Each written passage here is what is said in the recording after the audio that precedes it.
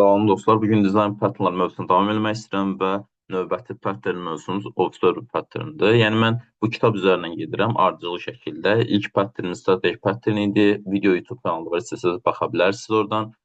İndi növbəti mövzu isə Observer patterndir. İndi Observer pattern nədir, necə işləyir? Bu haqqda biraz məlumat toplayaq. İndi kitabda deyir ki, Observer pattern odur ki, e, obyektlər haqqında məlumatlı qal. Yəni, məsəl üçün, mənim bir dənə obyektim var və həmin obyektdə baş verən dəyişikliklər digər obyektlərdə maraqlandırırsa və real time olaraq bu dəyişikliklərdən o biri obyektlərim xəbərdar olmaq istəyirsə, bunu nəyin sayəsində edə bilər? Observer pattern sayəsində edə bilər. İndi biraz real həyatdan nümunələr gətirəsi olsam, məsəl üçün, təsəvvür eləyin ki, bizim bir dənə dostumuz var və biz futbolla maraqlanırıq və bizim həmin dostumuz da futbol təşkilatçısıdır və biz ona deyirik ki, məsəl üçün, biz və bizim bir neçə dostumuz deyirik ki, bəs nə vaxt futbol olsa bizə məlumat ver. Okey, mən dedim, mənə məlumat versin, o da deyir, yaxşı.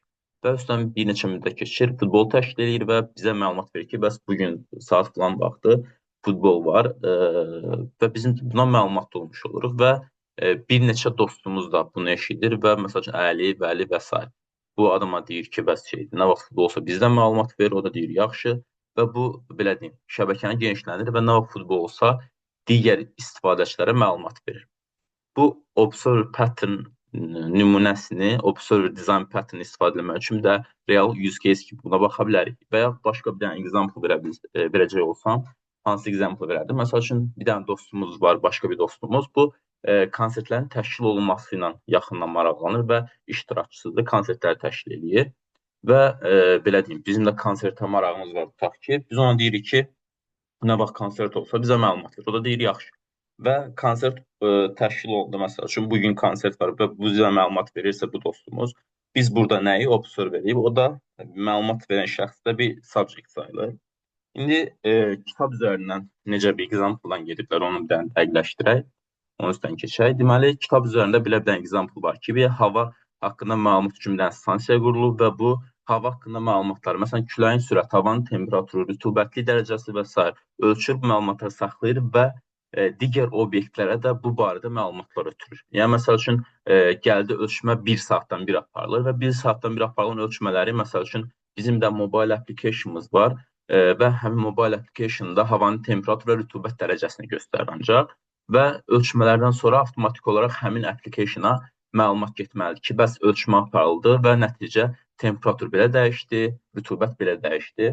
Ya da başqa bir application'ımız var. Bu da mobile application əlavə başqa bir application'dır. Burada havanın temperaturu və rütubətlidən əlavə, məsəl üçün, küləyin sürəti də önəmlidir.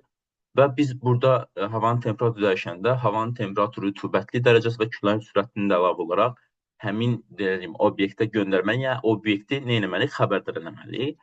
Bu, burada ən yaxşı variant nədir? Observer pattern istifadə eləməkdir.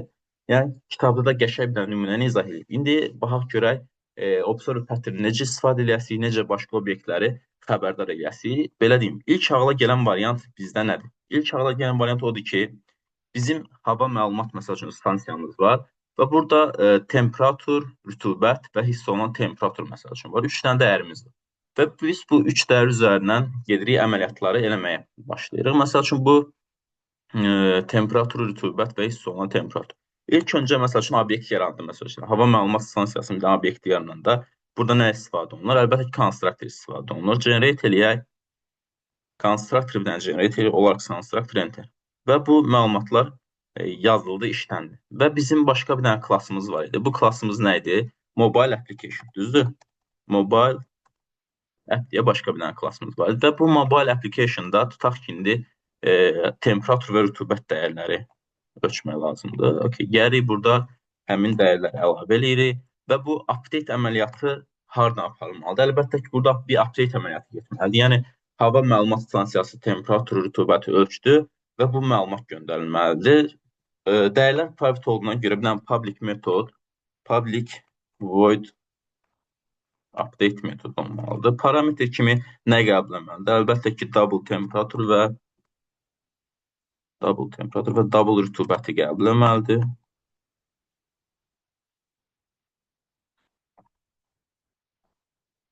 Double temperatur və double rütubət dəyərlərini qəbul etməlidir. Bu dəyərləri nə etməlidir?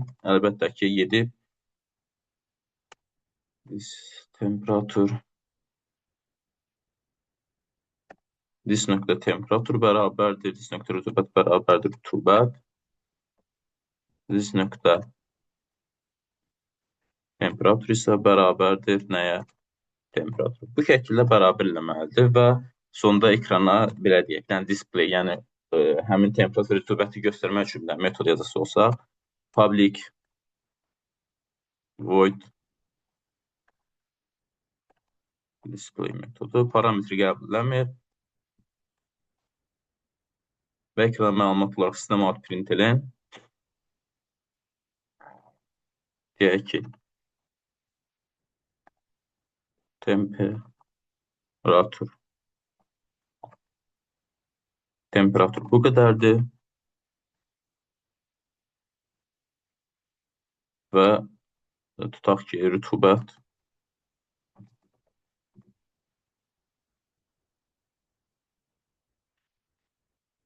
də bu qədərdir şəklində məlumat ötürülməlidir. İndi update metodu harada çağırılmalıdır? Əlbəttə ki, hava məlumat stansiyasında bu məlumatlar yazılandan sonra nə çağırılmalıdır? Burada mobile app'in bir də obyekti yaranmalı. Çünki nəyə görə? Bir də instance metodudur. Mobile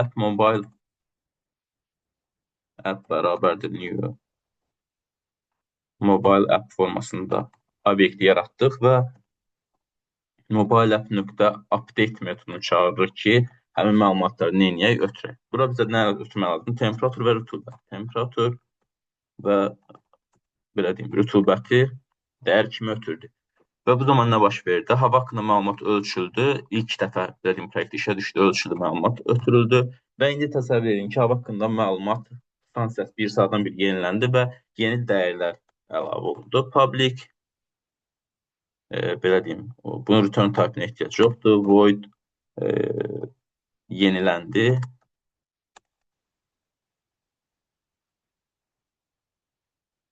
Yeniləmədə bizə hansı parametr lazımdır? Əlbəttə ki, bu parametrlər bizdə double temperatur, rütubət və hiss olunan temperatur dəyərlərini götürmək lazımdır. Ctrl-C, Ctrl-V bu dəyərləri ötürdük. Bu dəyərləri ötürəndən sonra bunları nə etmək lazımdır? Əlbəttə ki, obyektə mənzur edilir ki, məlumat bütünlüyünü təminləmiş olaq. Ctrl-V burada təmin örtədə çox güman ki, artıqdır, onu da yığışdırdıq. Deməli, bu çağrılan sonra nə etmək lazımdır? Təkrarən bu metodu icra eləmək lazımdır. Deməli, bu zaman nə baş verdi? Bir dənə main metodu yaradaq. Java class main metodumuzu yaratdıq. Bir dənə main classını yaratdıq və main metodumuzu yaratdıq. İndi hava məlumat stansiyasının bir dənə obyektini yaradırıq. Hava məlumat stansiyası bərabər new hava məlumat stansiyası temperaturu 32 dərəcə. Əlbəttə ki, özlüyürük, biraz qış ayları olduğuna görə. Rütubət, indi bilmirəm nətər ötürə bilər rütubəti. İndi 50 ötürək, məsəl üçün. Burada hiss olunan temperaturda 26 dərəcə. Bu dəyərləri ötürdü. İndi bu dəyərləri ötürəndən sonra nə baş verdi? Baxaq görək nə baş verdi. Deməli, obyekt yarandı. Mobile app, update və temperatur artdı və indi burada update metodundan sonra sistem out println. Buraya yazaq ki, sold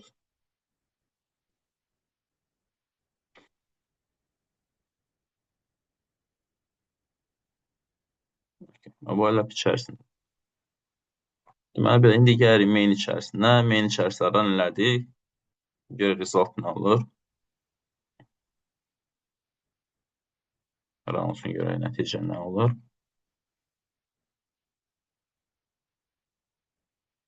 Nəticə heç nə olmadı. İndi baxaq görə niyə heç nə olmadı? Obyekt yarandı, dəyərlər ötürüldü, temperatur update ötürüldü. Burada display çağırmadığımıza görə heç bir məlumat ekrana gəlmədi. İndi burada display metodunu çağırırıq və təkrardan eləyirik.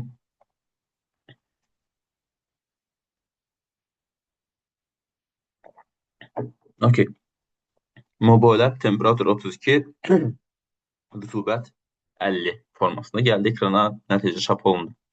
Və təsəvvür edin ki, bizim mobile appdən əlavə bir dənə də application var. Və bu applicationda həm rütubəti, həm belə deyim, temperaturu, həm də hiss olunan temperaturu ölçmək işinə baxır. Bunun üçün biz nə edəcəyik? Əlbəttə ki, təzədən hava haqqında məlumat stansiyasına gərək konstruktora təzədən bura əlavə eləyəsik, bura məlumat ötürsün deyə. Hər yeniləmədən sonra burada obyektin yanına burada təkrar ötürməliyik və bu təsəvvür edin ki, bir neçə obyektdən söhbət gedir və bir neçə obyekt olanda burada biraz işlər qəlizləşir. Niyə görə? Çünki burada həm biz open close prinsipini pozmuş olur. Niyə görə? Open close prinsipdə deyir ki, kodlarımız, yazdığımız metodlar və kodlar dəyişikliyə qapalı, amma əlavələr açıq olmalıdır.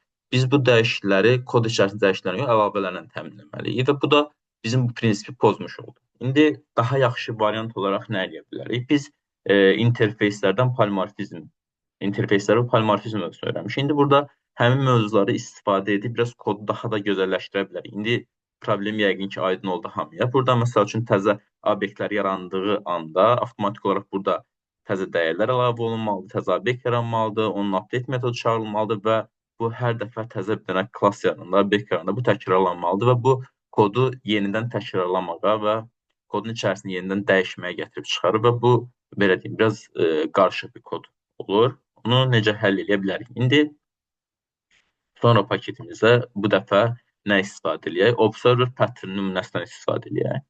İndi bizə observer pattern istifadə etmək üçün bizə ilk öncə nələr lazımdır? Nə fikirləşək? Biz observer pattern istifadə edəndə bayaqlarım dedik ki, məsəl üçün bizim istifadə nümunəmiz, example-umuz var idi. Bu example-da nədən bəhs edirdi? Deyir ki, bizim bir dənə dostumuz var. Biz o dostumuza deyirik ki, nə vaxt futbol olsa mənə məlumat ver. Ya da nə vaxt konsert olsa mənə məlumat ver. Və ya burada kitabdakı nümunədən də belə geçsək, nə vaxt hava haqqında məlumat dəyişsə mənə məlumat ver. Okey, mənə məlumat ver. Deməli, burada məlumat verən bir interfeys olmalıdır, bir də məlumatı yayan bir interfeys olmalıdır. Yəni, məlumat ver, okey. Sən kimsən, kimə məlumat verin? Plan kəsə, kim məlumat verəsin, mən məlumat verəsiyəm və bunu kod içərisində necə təyin edə bilərik, ona baxaq.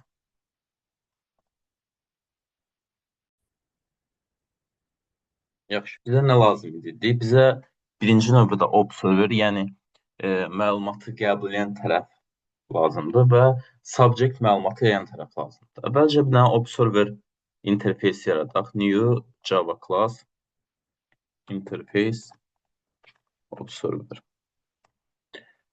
Və bizim observer interfeysimiz var. Bu observerlər kimlərdir? Məsəl üçün, məlumat gözləyən. Yəni, bayaq günümdə mən dostuma demişdimsə, mənəm observer və ya mobile application'ımız var idi. Həmin case-də observer tərəf mobile application-dır və s. Deməli, observerin içərisində observer bir dənə metod implement etməlidir. Bu metod nədir? Update metodudur. Bunu qeyd eləyək, void update. Bu update metodu hansı dəyərləri qəbul edir? Double temperature,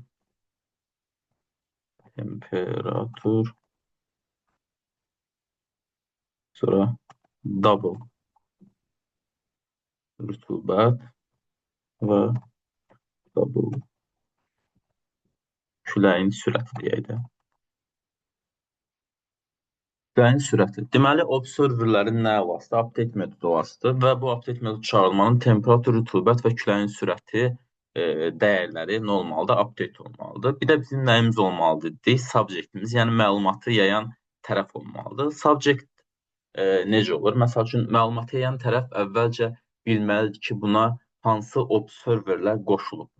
Bunun üçün observerlərin qoşulması üçün bir dənə metod olmalıdır ki, bu metod sayəsində observerlər həmin subjectə qoşulmuş olsun. Yəni, məsəl üçün, mən gedib deyirəm ki, bəs dostum, mən futbolla maraqlanıram və futbol olsa mənə xəbər ver deyəndə, burada bir bağlantı məsələdir. Yəni, mən gedib həmin subjectə observer olmalıyam. Bunun üçün bir dənə subjectimiz yaradılır.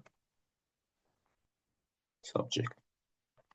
Bunun üçün nə bağlantı metodu olmalıdır. Interfeysin içərisində void. Okay. Bağlantı deyə bir dənə metod olmalıdır. Bağlantı qurmaq. Və bağlantı qurmaq, belə deyim, metodu özünə dəyər kiminə qəbul etməlidir? Bir dənə observer qəbul etməlidir. Observer qəbul etməlidir və bağlantı qurulursa və mən əlbəttə ki, bir yerdən sonra bezdim, ya da ayağım zədələndi, ya konsertə getmək istəmirəm və s. Və mən bağlantını belə deyim, uje qoparmaq istəyirəm, yəni futbola getməsəm, deyirəm ki, bəs dostum, mən uje yoruldum, ya da yaşım keçib uje futbola gəlmək istəmirəm, ya artıq başım səs götürmür, konsertə gəlmək istəmirəm, ya mənim şirkət bağlandı, hava haqqında məlumatları belə deyim, ya da qiymət baha düzüz, hava haqqında məlumatları qəbul etmək istəmirəm. Bunun üçün də bağlantını ləğv etmək funksiyası olmalıdır. Void bağlantını ləğv et. Bu da əlbəttə ki, nə qəbul etməlidir? Observer qəbul etməlidir. Observer qəbul etməlidir. Və bu məlumatlardan sonra bir də nə olmalıdır? Hər bir subject məlumat verməlidir ki, subject məlumat ötürməlidir observerlər. Yəni bu da notify, yəni məlumatlandırma metodu olmalıdır. Void məlumatlandırma metodu olmalıdır. Bu da void məlumatlandırma. Bəli, məlumatlandırma metodu olmalıdır və məlumatlandırma metodunu sorğu məlumatlandır. Okay. Məlumatlandırma bir dənə metod olmalıdır. Burası sorğu getdiyi zaman nə baş verməlidir? Gedib observerlərdə olan update metodu funksionallığı başlamalıdır işləməyə. Okay, indi klass quruluşuna indi keçək. Məsələn, observer burada nə idi? Bizim observerə əvvəlcə subject-i biraz üstündə işləyək. Bir dənə klass adlarını təkrar baxım. Hava məlumat stansiyası və mobile application. Hava məlumat stansiyamız bizim nədir? Bir subject-dir. Java class. Okay. Hava məlumat. Okay. Class və mobile app klassını yaradırıq. Java class.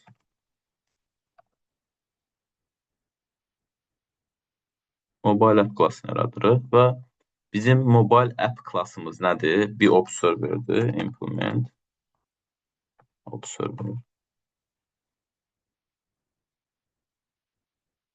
Implement method update. Okay.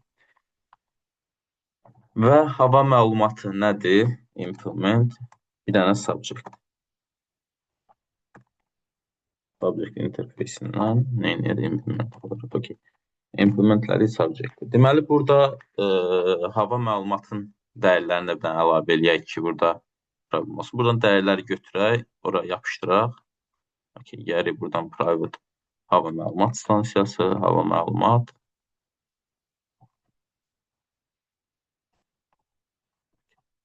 Və mobile app'in də dəyərlərini götürürük.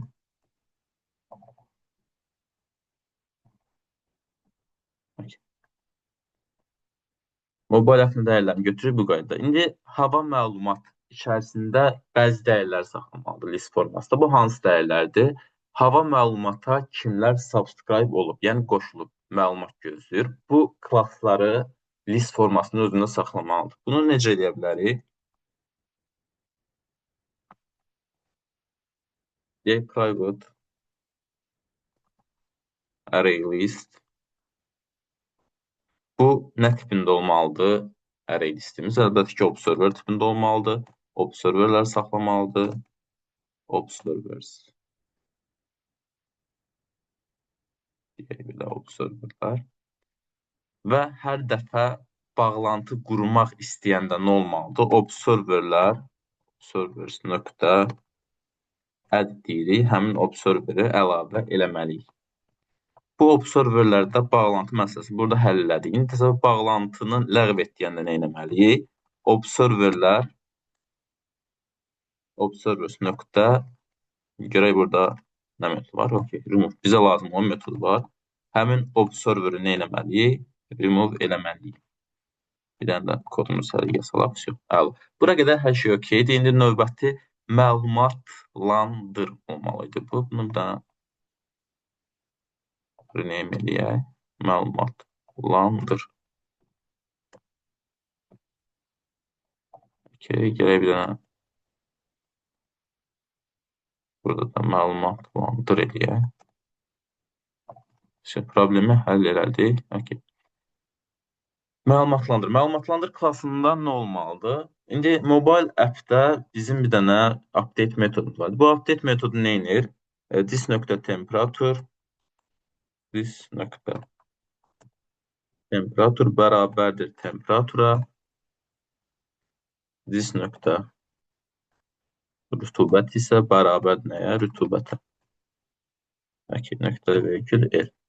Bu formada update əməliyyatı baş verdi. İndi hava haqqında məlumatlandır. Kimləri məlumatlandırmaq lazımdır? Əlbəttə ki, burada array list içərisində olan observerləri məlumatlandırmaq lazımdır. Bunun üçün də nə edirik? Bir dənə e, for each yazırıq.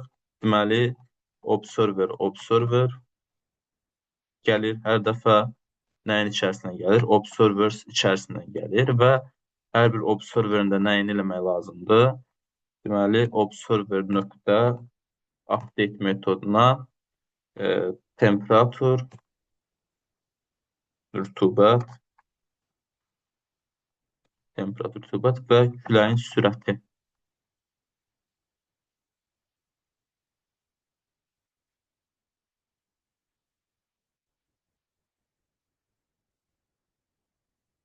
Temperatur, rütubət və hiss olunan temperatur burada yazmışam. Amma orada küləyin sürəti, hiss olunan temperatur. Bunu küləyin sürəti eləyək. Küləyin sürəti. Və küləyin sürətini bura göndərmək lazımdır. Küləyin sürətini göndərirəm və update metodu çalışanda nə baş verir? Bura update-ə sorğu gedir və məlumatlar normaldır, yenilənməlidir. İndi hook metod deyə bir dənə metod anlayışı var proqramlaşmada. Bu nədir? Məsələn, bu override olunmuş metodu toxunmadan, məsəl üçün əlavə dəyişiklik eləmədən, bunu başqa yerdə istifadə eləmək olar deyə buna toxunmuram və bir dənə məlumatlandırıcı, məsəl üçün hava haqqında məlumat dəyişdi. Get, məsəl üçün məlumatları dəyiş, məlumatları yenilə deyə bir dənə metod yazıram. Public void asılı məlumat gözləyən klasslarda ya da məlumatları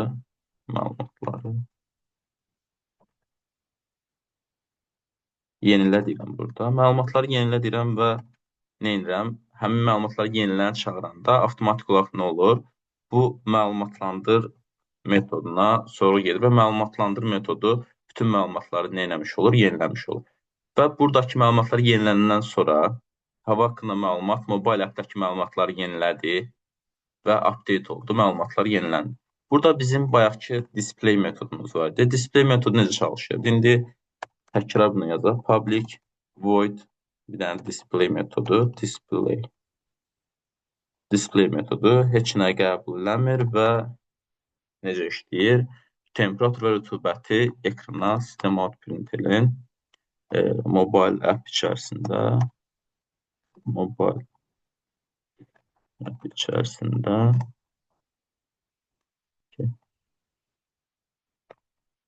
yazaq bura temperatur plus rütubət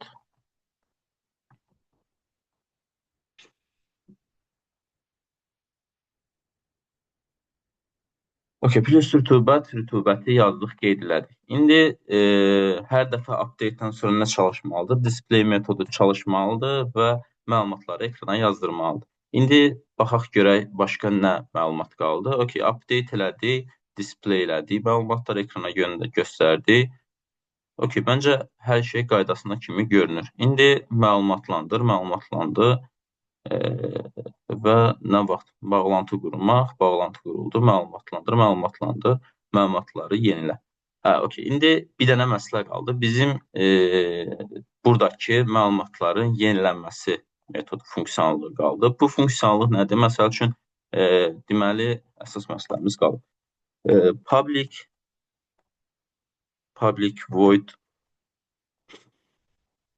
məlumatları yenilə, əslində biraz səhv oldu. Asılı klasslarda məlumatı yenilə, observerlərdə. Observerlər üçün void bir dənə yenilə metodu yazırıq və parametr kimi nə qəbul edir? Əlbəttə ki, burada olan double temperatur, rütubət və küləyin sürətini qəbul edir parametr kimi. Double temperatur, double, ötbə, double, küləyin sürətini parametri kimi qəbul edir və neynir? Həmin dəyərləri dis nöqtə temperatur bərabərdir temperatur, dis nöqtə rütubət bərabərdir rütubət, dis nöqtə küləyin sürəti bərabərdir küləyin sürəti formasında məlumatlar əlavə olundu və kod bu şəkildə işləyir. Bundan sonra deməli yenilənən sonra nə baş verməlidir? Məlumatlandırma metodu çalışmalıdır. Məlumatlandırma metodu çalışdıqdan sonra avtomatik olaraq hər bir observer üçün yeni məlumatlar ötürülməlidir. Burada biz nəyi nəzərə almalıyıq? İndi constructor nəzərə almalıyıq ki, yəni constructor nəzərə alaq ki, belə problem olmasın. Yəni ilk dəfə proyekt işə düşəndə nə olsun? Həmin məlumatları asılı klasslarda yeniləmiş olsun. Generate constructor deyirəm. A küləyin sürətini bu observerlərə ehtiyac yoxdur. Observerlər onsuz əlavə olunmur. Observerlər əlavə olunmursa, yəni dəxilsiz bir şey olasıdır. Okey. Deməli belə. Küləyin sürəti, observerlər və s. məlumatlandır. Observerlərə məlumat göndər. İndi görək bunu necə edirik. Nöqtə observerlərə məlumat göndər. Hardan göndərik? Bağlantı qur. Bağlantılar və məlumatlandır. Məlumatları yenilə observerlər üçün. Okey. Deməli, məlumatları observerlər üçün yenilə metodu çağırılır və həmin məlumatlar observerlərdə yenilədir. İndi gəlirəm mən bir dənə main class və main metodu yaradıram. Java class main bir dənə də PCVM yaradıram. Main metod. Okey. Burada deməli nə edirəm? Öncə bir dənə hava məlumatı və mobile application. Mobile application bizim nəyimiz idi? Observerimiz idi. Mobile app bərabərdir new mobile app deyə bir dənə obyekt yaradıram. Hava haqqında, hava məlumatından konstruktoru yığışdıraq, ehtiyac yoxdur burada konstruktoru istifadə etməyə. Okey, deməli, mən gəlirəm bir dənə də main içərisində nə yaradıram? Hava məlumatı stansiyası, yox, hava məlumat bərabərdir new hava məlumat deyə obyekt yaratdım. Okey. Deməli, hava məlumat nöqtə bağlantını ləğv et, məlumatlandır, yenilə. Bağlantı qurmaq. Bizə nə lazım idi? Bir dənə observeri əlavə eləmək lazım idi. Mən bağlantı qurmağa çalışıram və həmin yuxarıdakı mobile app bir observer olduğuna görə mobile app'i göndərdim onun içərisinə.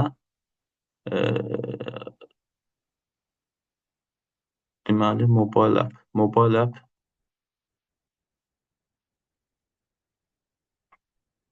observer öncədən götürüb, deməli, bu package buradan.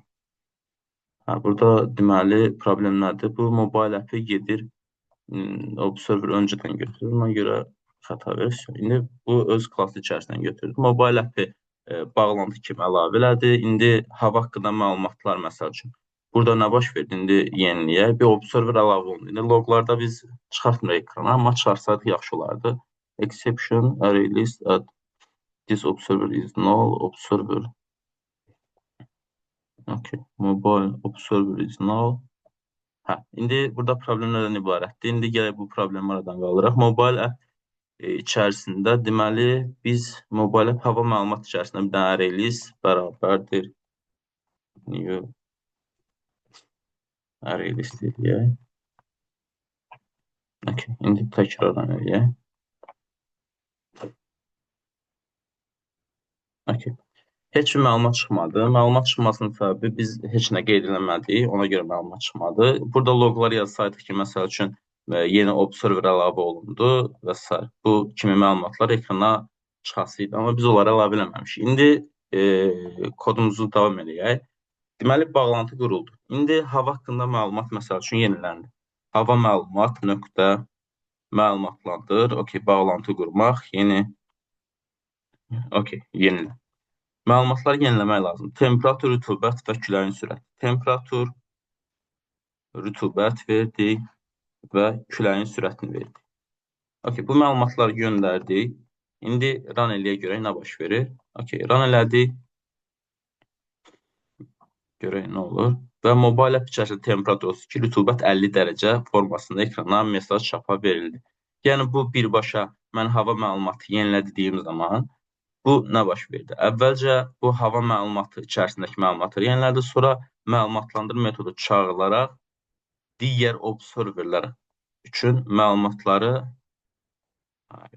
burada bu çağırılmalı idi öncə. Yeni təzəliyə. Okay.